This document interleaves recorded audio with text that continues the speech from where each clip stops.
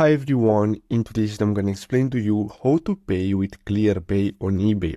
So as you can see here on their official website from eBay, they have here the accepted payment methods. So as you can see, you have credit cards, debit cards, Apple Pay, Google Pay, and PayPal as a payment option at checkout. Now what you're going to have to do is to simply add your Clearpay card to your Apple Pay or Google Pay. So in order to do that, you're going to have to simply open the Clearpay app, as you can see, and then simply tap in-store, the in-store button, and then simply tap on Pay in Store.